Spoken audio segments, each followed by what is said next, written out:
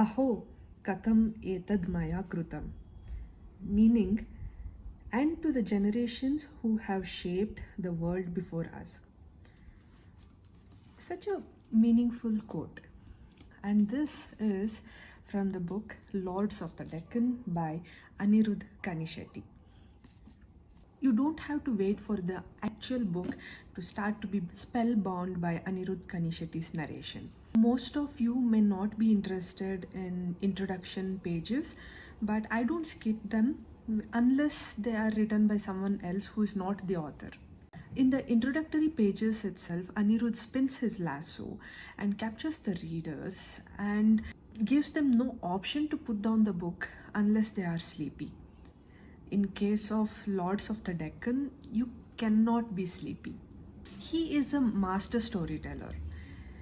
To be so with historical facts without giving the excuse of I am stating the facts and I'm not entertaining you here, he is a genius. Lords of the Deccan is all about Chalukyas, Pallavas, Rashtrakutas, and the Cholas, the prominent dynasties of the southern India. Of course, the neighboring feudal lords, kingdoms, empires, and dynasties also feature in the book. However, the main focus is on the Chalukyas and the Rashtrakutas.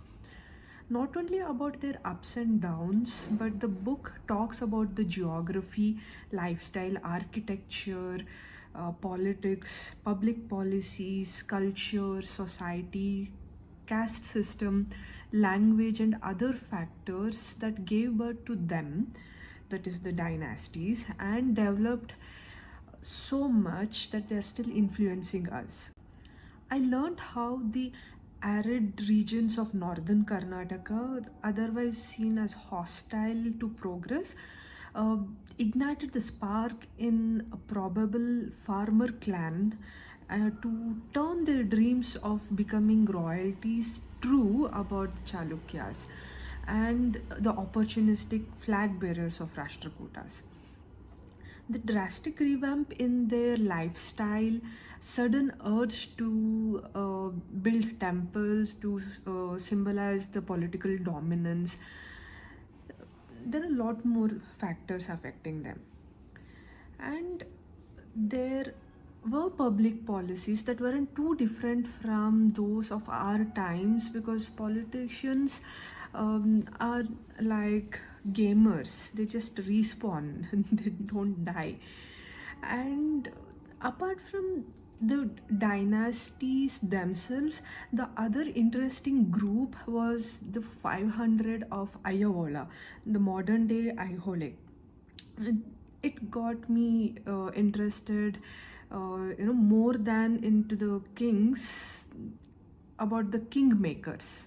Evolution of culture is what comes almost at the middle of the book. I also learned that the Chalukyas patronized Sanskrit and the Rashtrakutas Kannada. Caste system is through and through, but it doesn't sound as harsh and meaningless as of our times. The book also talks about the Bhakti movement, which was at its peak during Kalyana Chalukyas, propagating equality in the society that had by then begun to use caste system its own benefits in antagonizing ways. Interestingly, Bhakti movement in many parts of the Deccan got accepted and adapted by the public, that is the society, in the name of Lingayata community, which later became a caste, the very entity they were originally fighting against.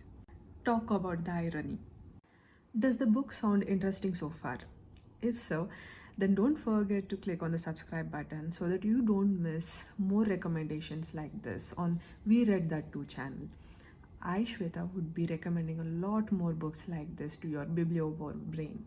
If you are a person who loves to read a book review, then head over to the description of this video to find the blog link.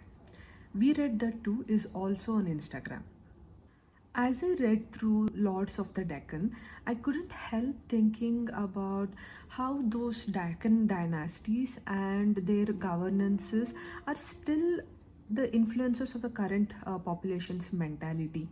The way current population here think has more resemblance to what the book explains about the times of Chalukyas and Rashtrakutas.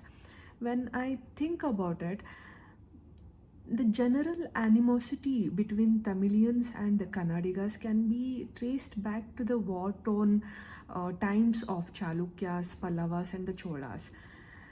Very well detailed in the book. The book also shows the society's double standard treatment that has been happening since time immemorial. No, don't tell me that our ancestors were saints and it was only the Afghans and Persians who ill treated their women. A kingdom treated its women well, but those captured in battles and wars were subjected to actions that might lead to or call for trigger warning here, so I'm not saying it. But the women who were part of the royal families had their fair share of safety and influence over the kings. An interesting thing happened when I was reading this book. In case you haven't noticed, the book has a tagline: Southern India from the Chalukyas to the Cholas. So here it is: Southern India from the Chalukyas to the Cholas. My husband saw the cover of the book one day and he shared an anecdote with me about how his grandfather used to tease him when he used to get back home late in the night, saying that Cholar tara bandru. That means you came in like Cholas. So, coincidentally, I read about how the Cholas attacked the Chalukyas in the middle of the night the very next day. It just came up in the book. This made me realize that our lives are sprinkled with the distilled experiences of our ancestors from those times. So much of what they went through centuries ago still affects us. That is why it is important to learn and understand our history. And when I say our history, it is not only about the Mauryas, Mughals, Marathas, and the British. There is a lot more apart from them. Do you know of any other such tidbits that are from these times of the dynasties that are still embedded in our lives? Let me know in the comments. I for sure was tired of the sanitized history taught in our schools. As if India, what it is now, is only courtesy the northern and western frontiers and clans. We need to read the right books with an open mind. Lords of the Deccan is how history should be taught. Another interesting fact to come across in the book is the mention of Mahishmati. Until now, I used to think Mahishmati is a fictitious place created by S.S. Rajamouli for his magnum opus Bahubali. Most of you might have looked it up when the movie was released, but I didn't. I just assumed that it is fictitious. Bahubali is not real, but Mahishmati is. Apparently, Mahishmati played a significant role in shaping the future of the Deccan. How? Read the book to know. As a history lover, an avid reader, and an individual whose ancestry is based in the great Deccan, I'm perpetually grateful to Anirudh Kanisetti for writing such an extraordinary book.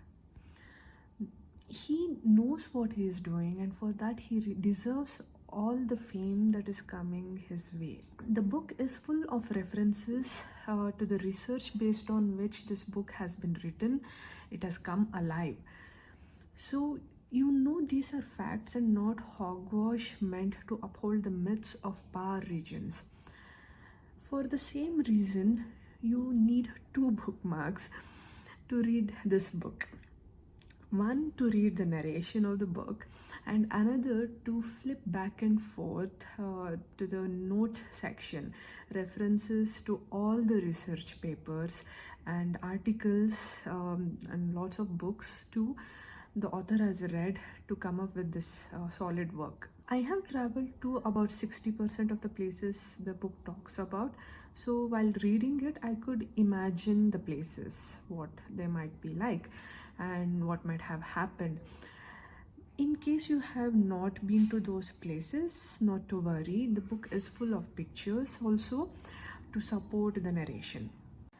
Before he became an author, Anirudh Kanisetti was more famous for his podcast, Echoes of India.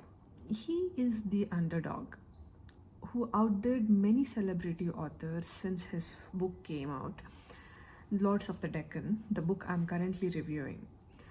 Although Anirudh has been part of an anthology, Lords of the Deccan is his solo debut.